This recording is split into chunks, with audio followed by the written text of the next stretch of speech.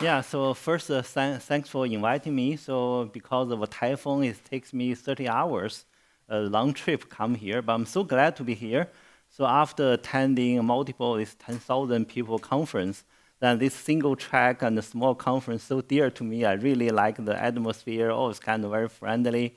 And especially you provide the lunch, dinner. This one is so special. Even Sigma it doesn't even provide a coffee break. Okay, so just get very well treated. So I think it's just like I mentioned, this is our university. We host the Pacific Ways and some years ago, and some of you have visited us. So it's one of the most beautiful campus in Asia. So this year we have SIGGRAPH Asia. So anytime you stop in that part of the region, drop me email. I'm very happy to host you. So I got my PhD 2004. Then I joined this university immediately after my PhD. So we basically we say if you work with data, work with AI, usually you need some interface. And that interface is either visualization or human-computer interaction. So at the very beginning, it's a small group, like only several PhD. But since 2012, when big data become very hot topic, then the money grant streaming in the group is expanded. Dramatically. So constantly, we have about more than 10 PhD, and some years almost close to 30 ongoing PhD. So this is 1 year after congregation, we have this kind of gathering. So last year is the 20th anniversary, so student is so sweet to throw a party and even draw my academic family tree. So this is my PhD, PhD's PhD, PhD's PhD. So like a four generation is more than 130, about 138, the PhD or ongoing PhD. So I'm pretty proud that 21 of my PhD are now faculty members, 6 in US, like UC Davis, Minnesota, Texas A&M, 1 in UK, is Newcastle, and 1 in NTU, and some in major university in China. So yeah, the student is very sweet. Again, prepare a cake. So this cake is use visualization. So printed on the cake. Then you can see the number of paper we published, and that is a research topic. And actually, our group is quite international. We have postdoc from France, and we have PhD from Japan. So they list our research topic is quite broad. I hope they can put the network with there, but unfortunately they don't. But actually, we indeed work on this. So I have one graph drawn paper, and this is 2006. So that I joined the 2004. So this paper is so dear to me. The reason when I joined the university, the first 2 years, all my paper are rejected. All paper to waste is rejected.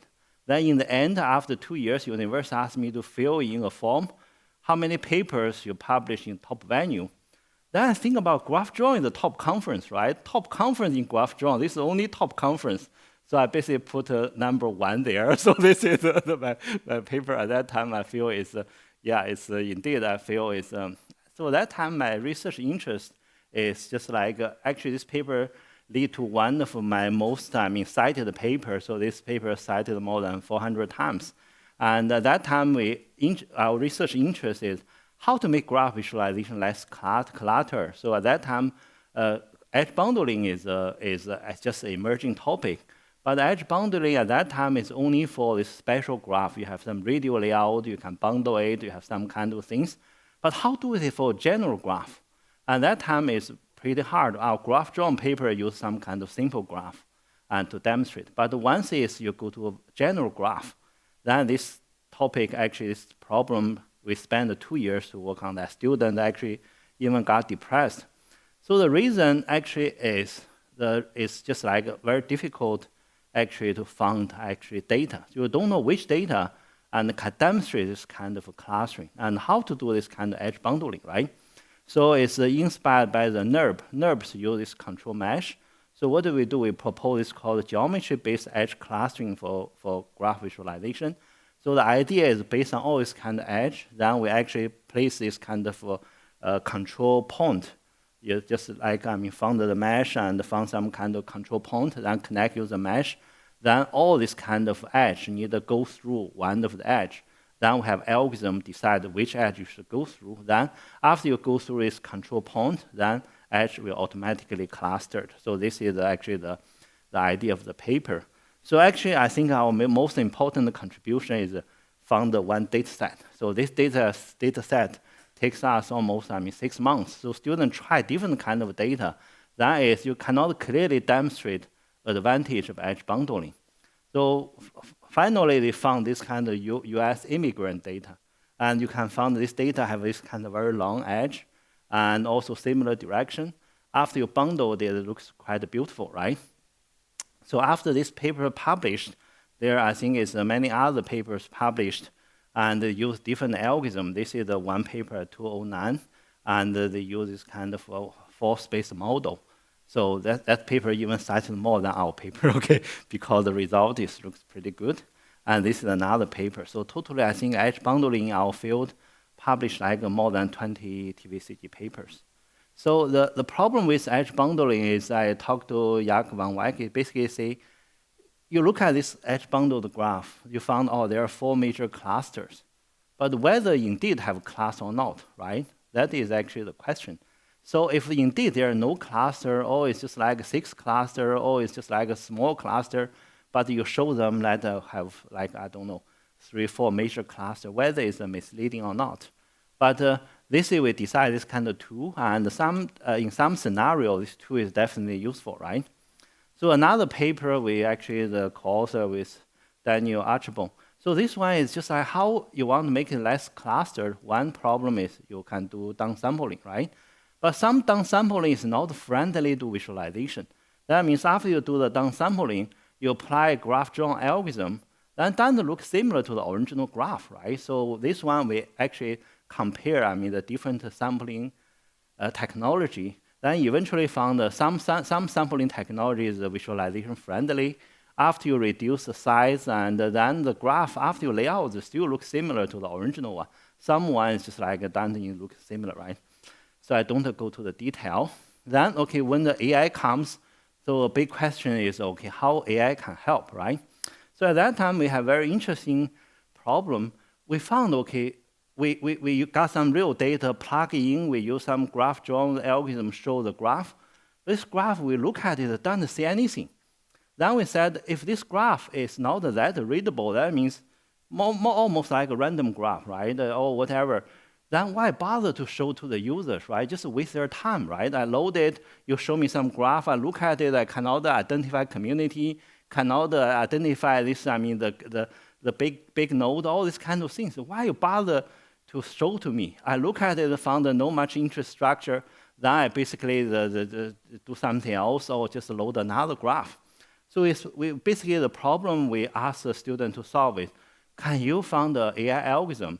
I load the image about the graph. You can tell me what is the readability of this graph, right? So this is published in HVCGNA 2019. So I think it's because this is a large language model and also VLM, Vision Large Language Model. So I think a lot of AI technology is different now. Now you can maybe ask ChatGPT, can I find any structure in this graph, right? So this one is because this is the only historical, the story. So I think I skip the detail. So another major work is this deep drawn and a deep learning approach to graph drawn. So this is still the same. And the problem we said, oh, now is AI so powerful, whether we can turn graph drawn into a deep learning problem. So the idea is, okay, whether you can actually give you a graph structure, you design some learning model, and then, okay, that learning model can predict what is the position for this node. Just like large language model predict what is the next text. You give me one node, I predict what is the position for the next node. For the next node, after you do the prediction, then the graph drawn problem also resolved, right? So this is what our research problem. So then how we solve this kind of problem, right? So the overall idea is, okay, we collect a lot of the graph drawn samples, and some from your community, some from the software and developed by your community. We consider that is good, and that is actually the layout we want to do. So we got a lot of these kind of samples. Then we develop some kind of deep learning-based drawing. And then, okay, as I mentioned, become a prediction problem. Give you input graph, then I just predict what is the location coordinate for each node. So this one have a multiple challenge. One is called the model architecture. So all this model architecture developed by AI field, at the very beginning, they use for language. they use for image, but it's not designed for this kind of graph structure, right? So it's number one. There is no native large language model, not the native machine learning model for graph structure at that time. So then a second one is what is the loss function, right? So basically you train this kind of model, you got this kind of sample, right? Then what is loss function? How do you know this training is success or not, right? So you need to evaluate whether drawn for a graph, input graph, and correct or not. So the second challenge. Third one is the training data set. This data set at that time, 2018, we started work on that. We don't have ImageNet. And ImageNet like this database for graph. And we have to either generate it by ourselves. For that kind of readability paper, student generate 3 million graph samples. And then, okay, how actually you want to solve this problem? What kind of training data set you have, right? So this is actually some kind of the challenge. Or another one is about the model input. So I mentioned for how actually you turn the graph structure and into some kind of structure the machine learning model can recognize, can use. So this is our idea. We propose a bidirectional graph LSTM-based model for graph drawn. So I skipped the detail. I said, now AI technology is just developed so fast that all this detail can be ignored. So then how about the model input? You got the graph. This LSTM is sequential model, right? You need to turn the graph structure into a sequential input. So eventually we decide use breadth first search and this kind of ordering. So this one give you a graph, this kind of model input, then A, B, C, D, E, F, G. So this is model input. For loss function, and because you predict this coordinate, then eventually you want this kind of graph, actually similar after you invariant to translation, to rotation, to scaling, right? And then, okay, you need some kind of metric, actually is robust to those kind of translation, scaling, rotation. So this is the metric we eventually choose. And also, I think is about the data set generation. So this is always at the early days when do this kind of research. You either collect data by yourself, or you just automatically generate some kind of data. So this one consumes a lot of efforts actually for this.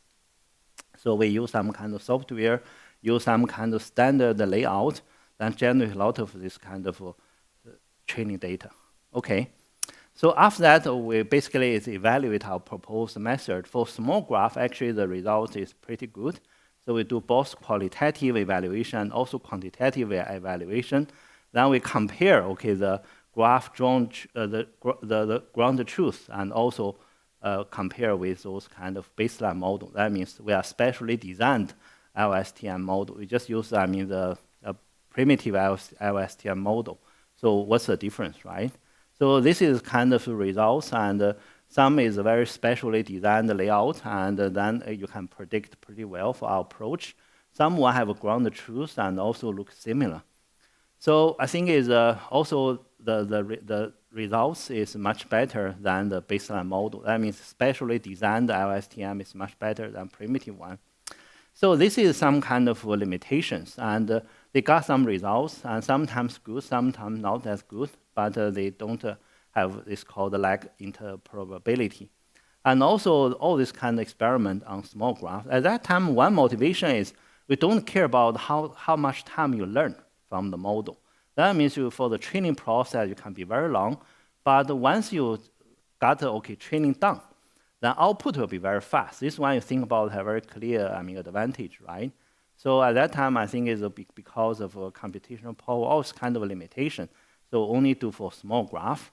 And also they depend on input node ordering. We use breadth first search, and that the sequence, if changed, the results also have some kind of difference. So this is also a weakness.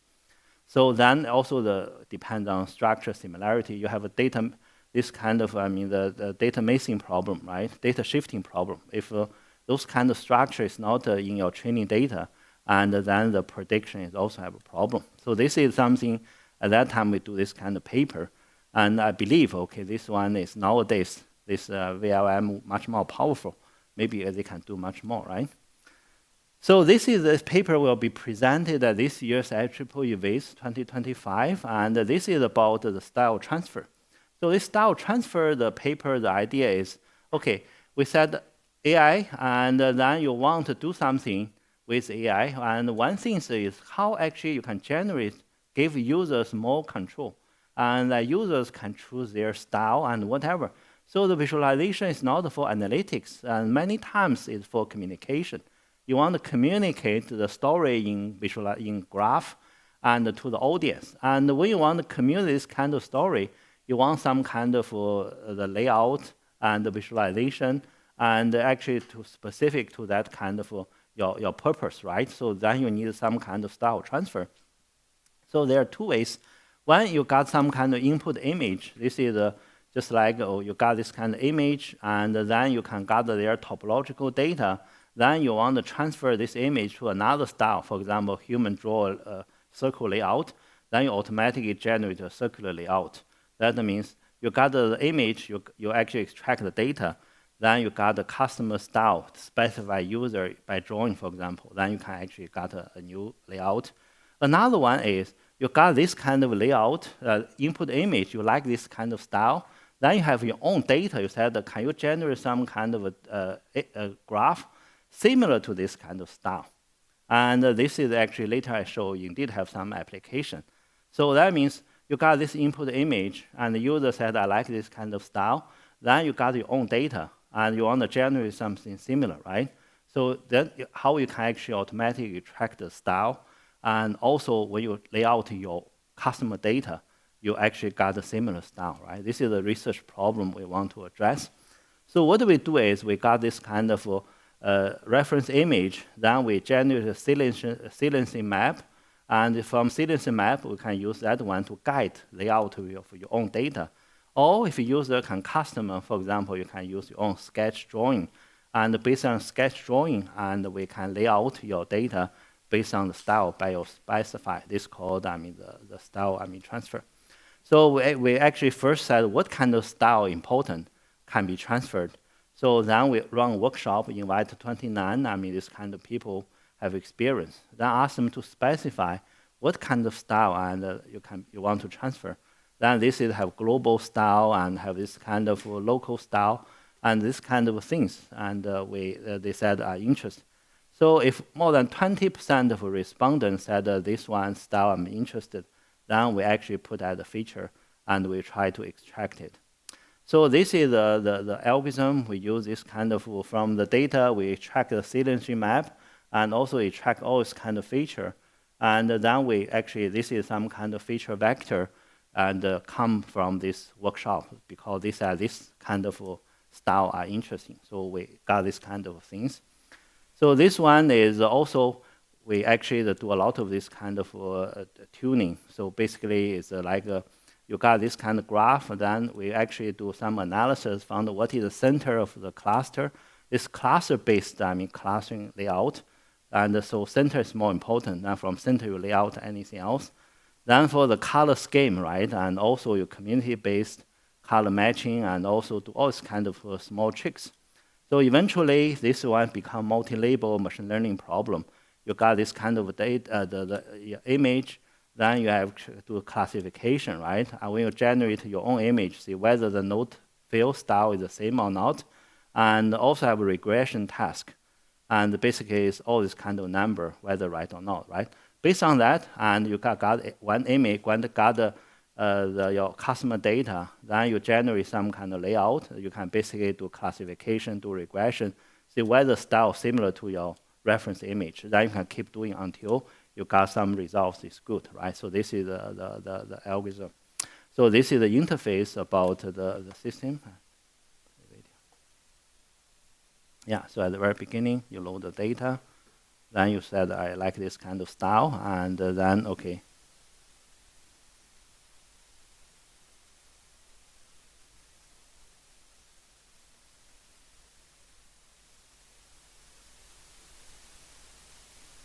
Yeah, I think it's, you see, then you can generate all this kind of very interesting layout, and you give load the image, your graph will lay out like this. And they even think about some kind of book. For example, you want to actually have some kind of social network, and you want to put in the book, and whatever book have this interesting layout. But once you specify, we can actually do this kind of style transfer, put the layout and fit your shape. So this is something work will be presented in this year's base. So, okay, we have a very beginning, first research interest, how to make graph less cluttered. Then the second one, how AI can help understand, basically directly give you a score about the readability of your loaded graph layout, and how can use deep learning to generate some layout, and also how to do style transfer, right? But the visualization, I feel, is just give a static image to show a visualization, and I feel that one is far from enough because usually there is much complicated things. One static image doesn't work. And the free-form exploration is also, for many scenarios, also doesn't work.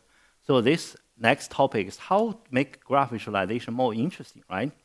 So then is this data storytelling. Actually, now we have this, I think is 1/3 of my group work on all kinds of different data storytelling. So, and unfortunately, nowadays in my introduction to visualization class, I still use, Hans Rosling's, this classic video. So yeah, that means, okay, this kind of very compelling data storytelling is still scarce. So there is some other example, and if you go to the YouTube, so they are viewed like 10 million and a few million. So this one is rising. So somehow this short video TikTok and become very addictive. So why they become very addictive, right? I think this may be in human gene. And even myself, and every day spend several hours on the short video. So sometimes I feel ashamed. I'm a professor. I shouldn't do something like my student. But somehow it's indeed very addictive. That's why I said we want to generate something similar and basically convey the message and in graph. So this is what is the data storytelling. So you basically want to leverage the art, visual, and the narrative to make data communication understandable, engaging, and enlightening. So ultimately drive change. That means the analytics part will be done more and more by AI, but the communication is still many times human to human. So that means communication will become more and more important than analytics. But how you communicate? Just one static graph drawing I feel is not enough. So then this is our Kai paper 2023. So at that time, my idea always feel why visualization is so challenging, right? Some kind of article said the visualization is now become like a basic of data science. Anyone take data science, you should know visualization, generate all this kind of chart. Another one is our field. It generates like 4-window linked view of visual analytics, very complicated and very special. So I actually think about this. So we see, give you this kind of this man-made figure, and many people actually have no idea how to scan, right? Even give this kind of graph. Then where you start, right? Someone start from left, someone start right, someone from the center, someone interested in color, someone interested in node, right? So you think about it. If this kind of free-form, exploration, that means how company can deploy this kind of system, right? And if you give 10 people come out with 10 different things, then you cannot in daily operation, right? And maybe it still have your application, but in daily operation, this is actually the real problem we work with, like a big company, Huawei. He said we want something, it actually can be reproducible and can be reliable. That means I give this kind of same data, same visualization, same task. Then you give to 10 people, and just like 90% they agree. This is how doctors do diagnosis, right? I give you CT scan, CT or image, MR, always report. Then 10 doctors and 9 maybe come to the same conclusion. Then this tool is useful. If you give this one to 10 people, this one found this community, that one found a node, the third one found some kind of edge, and that one doesn't work, right? So it's time consuming, people not used to it, it's very challenging.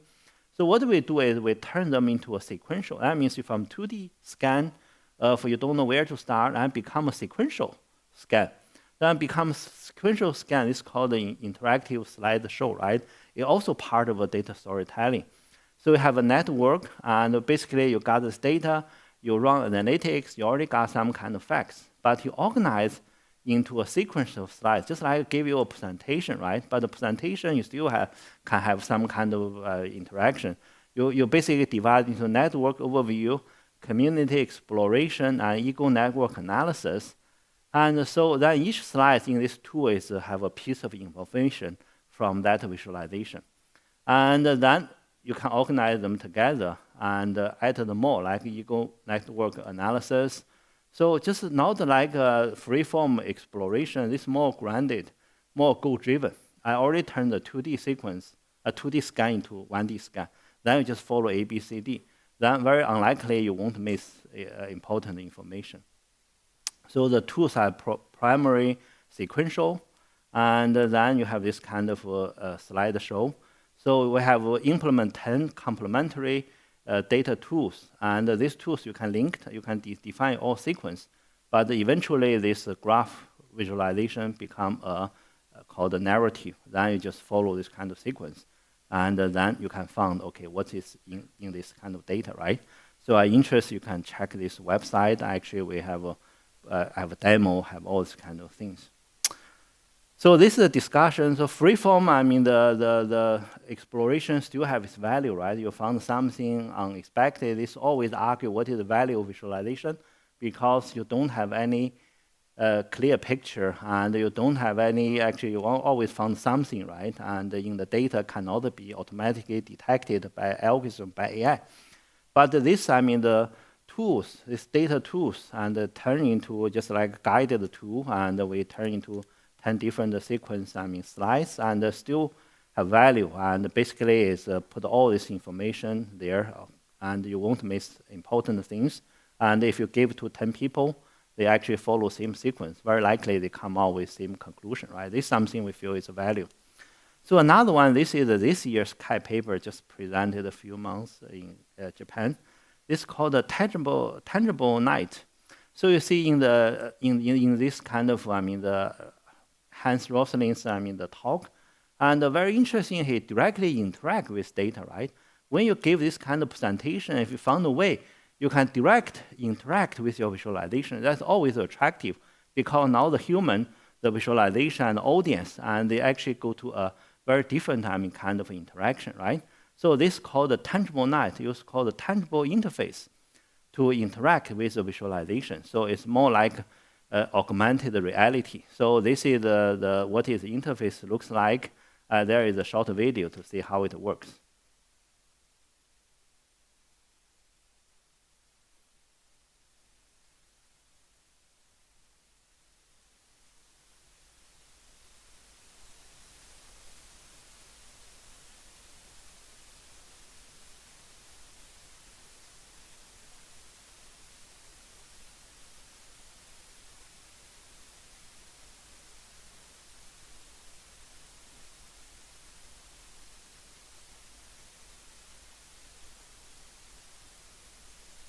Yeah, I think is this like this is why I want to do this kind of interactive live data storytelling.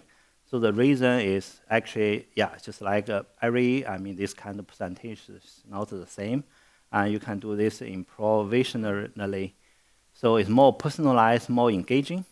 So how we implement this is you have a whiteboard, you have a web camera, you have a projector, then you design some kind of token. That token and actually is specially designed. So then you can use AI algorithm to recognize the token, can recognize your hand, and each token represents different interaction.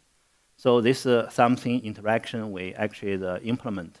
Basically, you can show a hide node, you can reposition a node, and you can change the node state, you can scale the node, and can highlight. And this kind of link, you can change link type, link direction, and change link scale, and you can do grouping, ungrouping, and also add annotation or not. So all together make this kind of presentation. How to show this visualization, present visualization more engaging, more personalized. So this is the paper. So I think is we talk about some this kind of work, and actually this one is yeah, we actually accumulate a lot of good work and research work. We accumulate a lot of data. Then AI can make this part efficient, make that part, I mean, the more effective. But overall, what is the trend, right? So this is in the AI era. How can AI help in efficient and creative data storytelling creation? So this some paper we published last year, SM Kai, got honorable mention, and also I feel is a citation is good.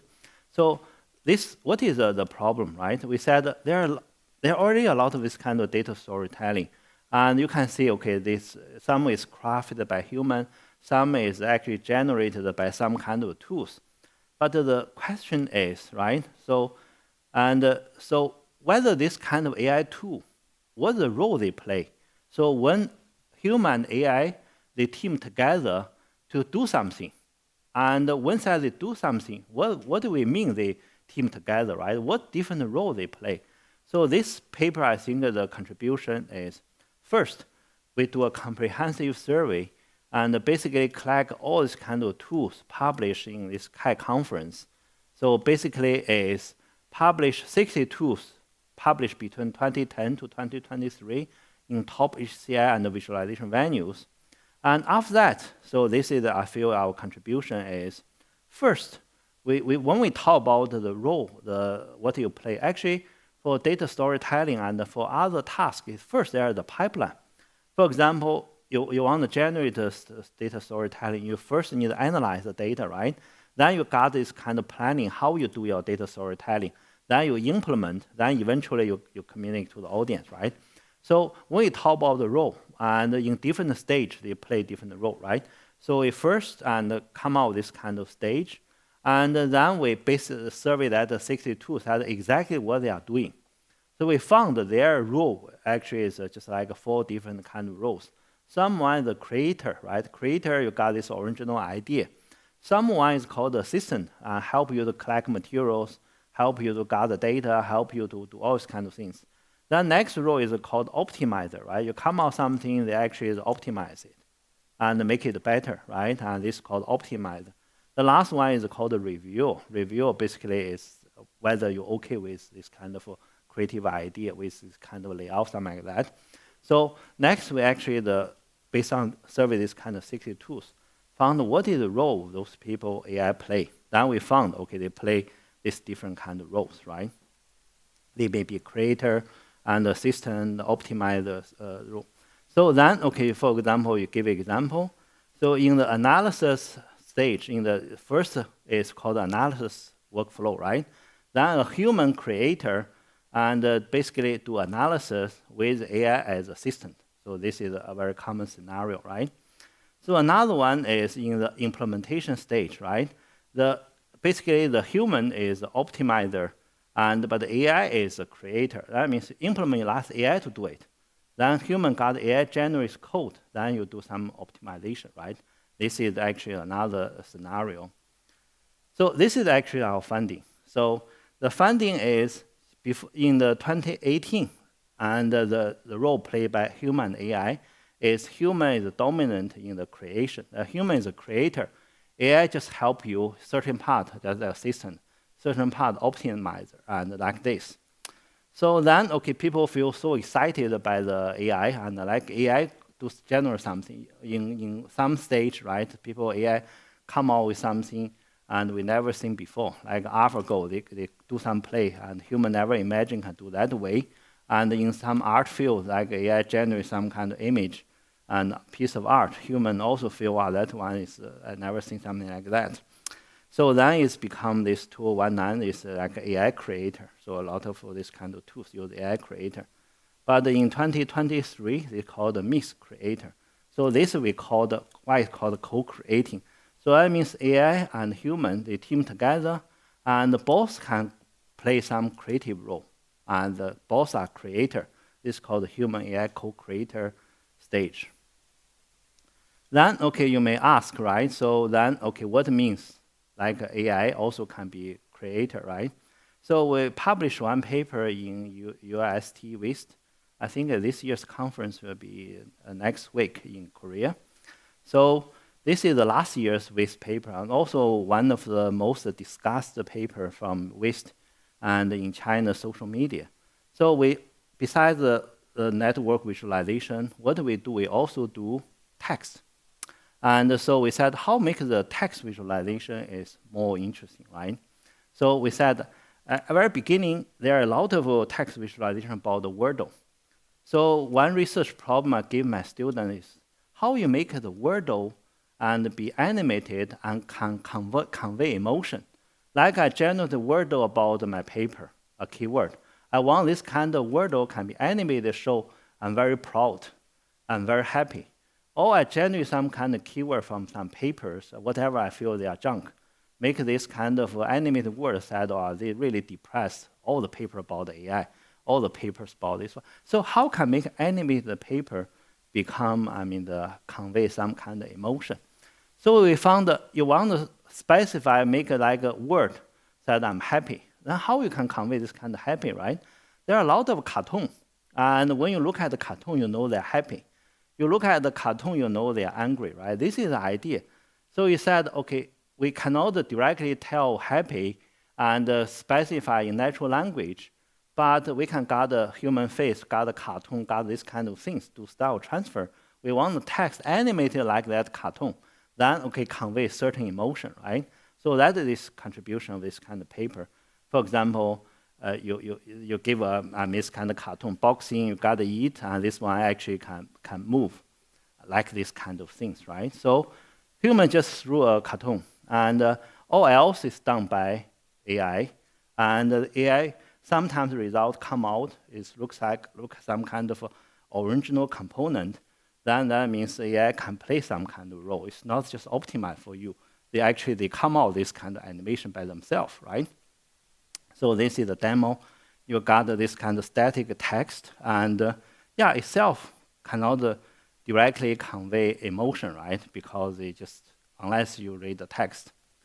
So then this is a paper called the Wiki. Wow, you got this kind of cartoon. You said generate something similar. Then they give you animated text like this, and you can see it's creative. So I think it's then one step further, and then you see anything else you can let AI to do and get some creative content, right? So I think this part is not about graph, but I think the idea, the trend is there. That means eventually we'll go there, and like AI can do something creative for graph visualization. So this is another paper. So this paper is published in ICCV as we have one TVCG paper, and it's just primitive. We use rule-based, how to make animation is regular or not, fast or not to convey emotion. That's the rule-based. Then we use AI to style transfer. This is the third piece of our work to play with text. So this is accepted to the ICCV this year. So ICCV this year received 6,000 submissions. Then about 20% of paper are accepted. So this paper is nominated for best paper. Usually 1 year only 1,000 paper nominated best paper. We don't know. The final result will be announced in October 21st. So this paper, what is this paper about? So this paper is called Dynamic Type Graph.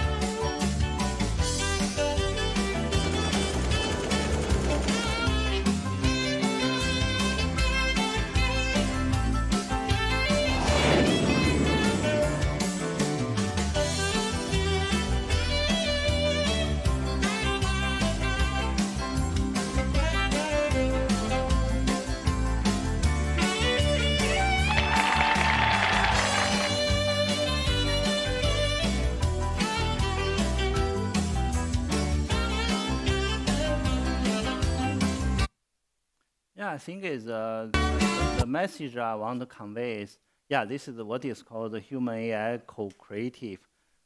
That means you give something, and then you tell them roughly what you want to do, but they turn word to word into an image, and what kind of image you use, and that part is done by AI. And sometimes you are surprised by the result of the game. That means it indeed has shown some kind of creativity. So in our university, I'm a dean of Academy of Interdisciplinary Studies, and that's just like academic school. I have 5 divisions, like 5 departments.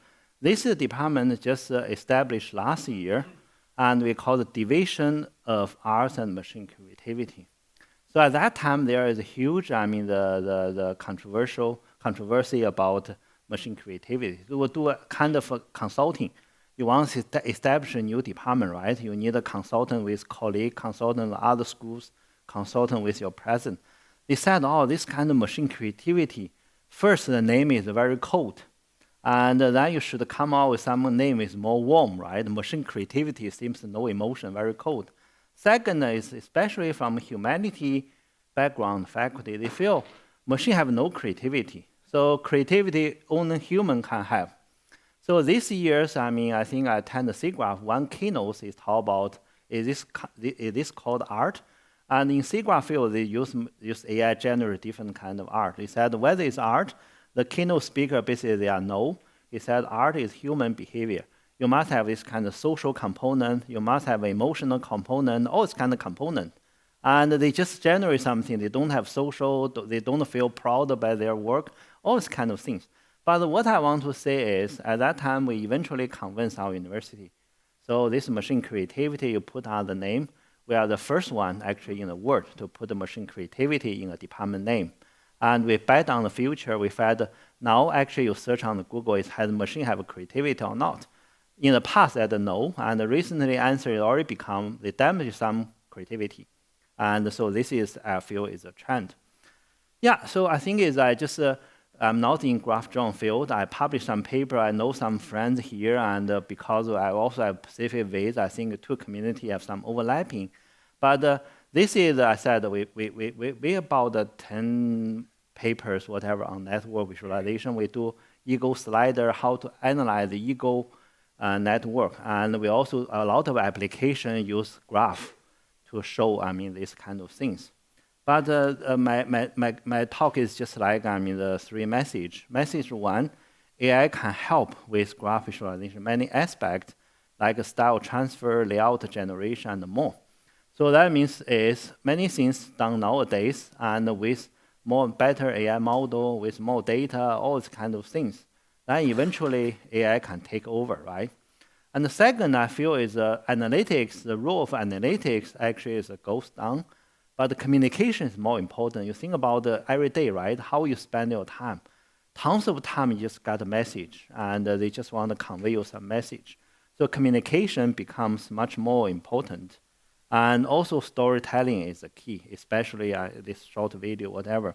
So then you need to come out way to tell your story in a more interesting way. So that's, I feel is still very, very early stage about the data storytelling. We cannot find too many exciting examples.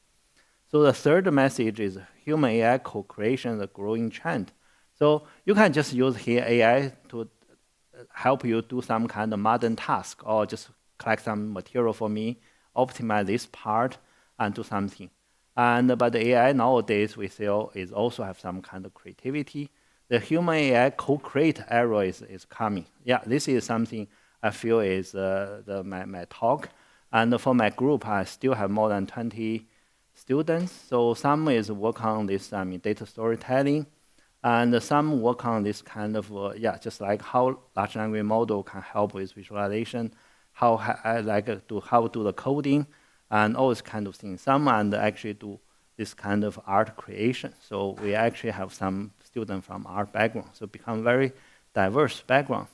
So in the past, I think is we publish more in WAIS. Then recently we publish more in ACM Kai and WIST. And now it's also, I think, is in some AI conference. Yeah, so I think is if one want to know more about our data storytelling, then you can scan the QR code, and basically is, my talk. Okay, thank you. I think 50 minutes. I use 48. Yeah. All right, thank you so much. Yeah. I am sure we have a lot of questions. That was the signal for the questions, please. And take the microphone, please. Hi.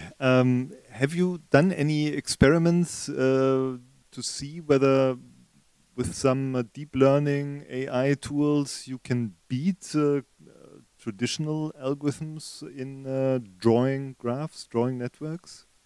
Yeah, I think it's just like I mean our most recent work is published like 2020. So at that time, I think is a pre I mean the ChatGPT era. So that time I think is AI is not that powerful. Now more and more I think it's used this called I mean the how to say this use I mean the large language model. So we don't directly do it with I mean the graph, but we do some other tasks. We have one paper is interesting. Basically, give you a visualization. Basically, say and whether this visualization is misleading or not, right? Like ChatGPT to justify it. So I think there is a lot of tricks to work with AI, but you see whether AI can come out and, for example, the creative things and is better than human. I feel is indeed I feel is just like this community and also this community. Eventually, we need to address, right? So I think is we can start from some kind of just like similar to face recognition, very standard tasks and very standard layout, and then okay, see whether they can generate something really beat human. I know every time you say this beat human, is people get very emotional. Give me one example. That's why I show something just like our SCCV paper. That's why if it's like human generated, and just like you have animator want to generate this kind of things, I don't think it's actually is you can better than what our actual tool can generate. But this is just that this is an interesting stage, and gradually you see now they play game is better, and now they write email is better, and then one by one, and just like for some visualization tasks. So I feel is another trend I observe is just like people no longer, especially big company, no longer invest this kind of your algorithm now tied to some foundation model. So the reason is if you develop your standalone model, you said, oh, you see, this is the data, this are my algorithm can generate, and this one is a result, it looks good. But how this one can be involved, right, with more data, more computation power? That means the funding get dry up. They no longer said, I want to give you some money, you generate a standalone system. But 5 years later, just like I feel embarrassed to talk about my AI deep drawing because that kind of architecture, that kind of things is already become quite primitive, right? So you have to attach and some kind of graph, draw some kind of visualization with a foundation model. And actually, I don't know, must have someone already do some kind of experiment, basically through some things, as large language model, see whether this drawing can be improved. And if it indeed gives some improve, just how we polish English. We give some kind of writing and help polish it. I think it's 90% you got something I feel is better. Even I asked ChatGPT, called DeepSeek, China versions, and ChatGPT, to write a poem for me. And some novelists say that kind of writing is beat 90% of humans. That means you can actually do some experiments, see whether they can improve your drawing and your layout, similar to improve the writing. But we said for that part of that line of research, we no longer do that. So I don't know what is the most recent advancement. More questions? The young over there. Thank you for a wonderful, inspiring talk. So I want to follow up and wondering, do you have new guidelines for quantitatively evaluating those results? For instance, the test visualization example you showed. Say again? Yeah, so I was just wondering that, do you think you can generate have new guidelines for quantitatively evaluating the performance and results of your work? For instance, like the ones in test visualization, you have very creative image along with the test. Yeah, I think it's just like I like this you have this test, right? You have a contest. So in the dinner, then you show the people actually do those kind of the context. Then this is the data. Then people show this kind of sequence of then the graph, all those kind of things. That is one interesting is how about you actually the human AI co-creation, right? You don't done craft by yourself, and then you through this kind of things to different AI model, then they come out with something, either the logic flow or is some kind of visual, and is different and from the human. So I think is this one is still so why, right? Some topic, some area, then develop very fast. But someone actually area actually someone develop relatively slow. I think is you see from the for this one, I think is why actually this one is come out I mean faster, and because some company is really interested in this. You think about it in the social media, right? And then you got this kind of text to do there, and someone said this one you can do a very interesting signature. That means when you sign your name, and then you can become animation. And you also can animate Chinese character. That means very strong commercial interested. So I think is for network visualization, you come up with some kind of idea and some kind of problem. You attract top student, attract the industry money, and you quickly see some kind of breakthrough. But how many years you take? 3 years, 5 years? I don't know. So now you see visualization conference this year, actually the summation also go down. But if you go to this year, we have a Neural Apes, we have ICCV, and have a Kai. Their all summation is go up. I feel is because one is very interdisciplinary, right? You go there, so all kind of papers. And we even published 2 in NLP paper. I'm very surprised at how you come in NLP paper is look at have some visualization there. They just use this natural language to basically is to do some kind of visualization task. So I feel is if you have some interdisciplinary component and you have a large community, you got a talent, got a grant, then you quickly show some kind of breakthrough.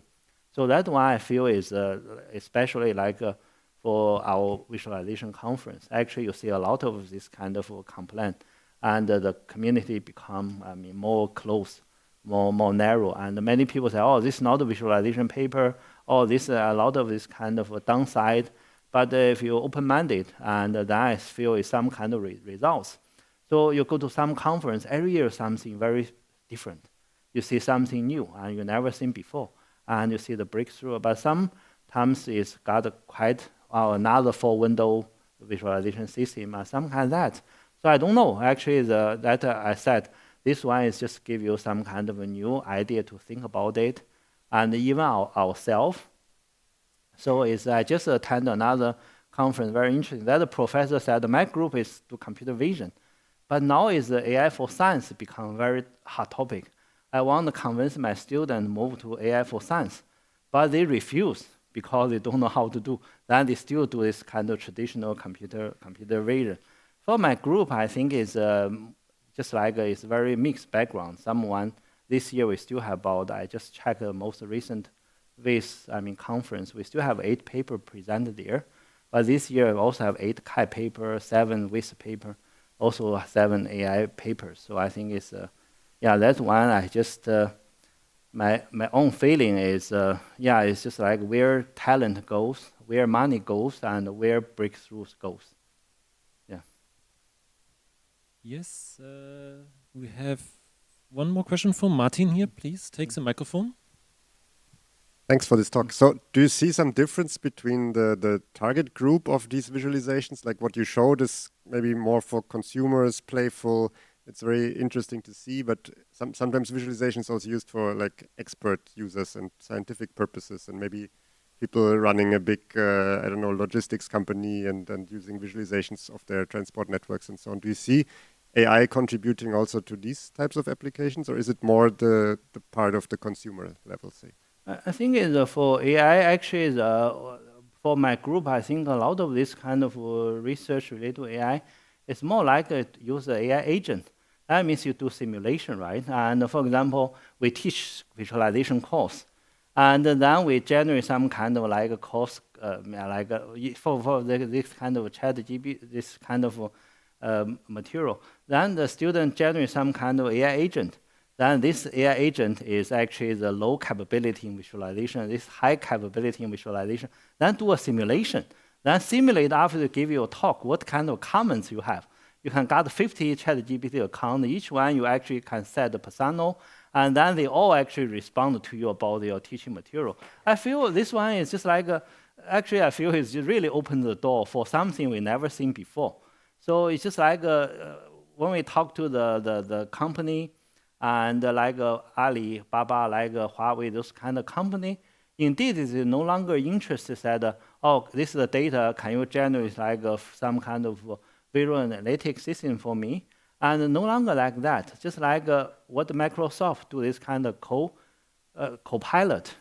So I have several students working in Microsoft Research Asia. Their task is redesigned. That means they don't allow you, actually encourage you to publish in this kind of conference. They ask you to actually, how to actually make a co-pilot work. And then you look at in the AI field, right, at the very beginning, you just like have this kind of a large language model, and then you go to this kind of AI agent. I think it's, yeah, they just do specialize the task. This AI agent may be very good to tell you this graph is readable or not. That one very good, use color, give you all this kind of color recommendation. It's a very specialized agent. And also you can simulate different scenario. Even for the how to, we have a paper is how to use ChatGPT in visualization education, a TVCG paper. So we do real experiment and quite interesting. So this is a fast changing period.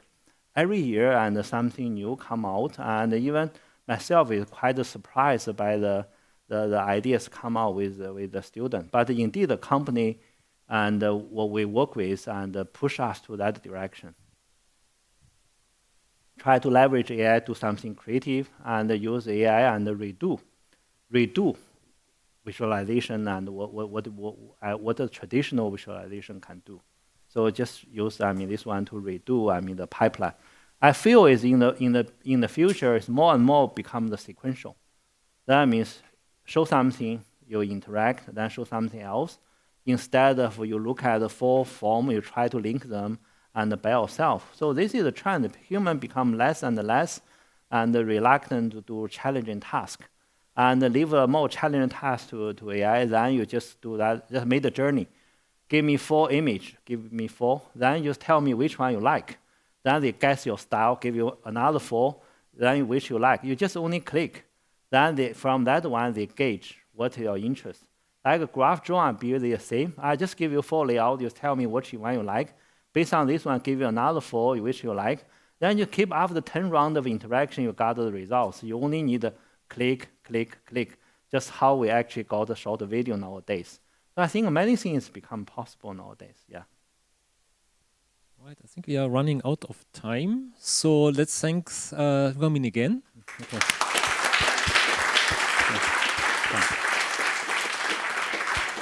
And please use the opportunity also to chat with him during the next break. So we have 30 minutes until the next session. And I would like to use the opportunity, you are not running away, to give you some present from you. So thank you very much.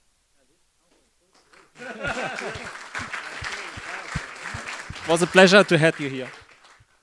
Okay, thank you. Then I think we have a short break now.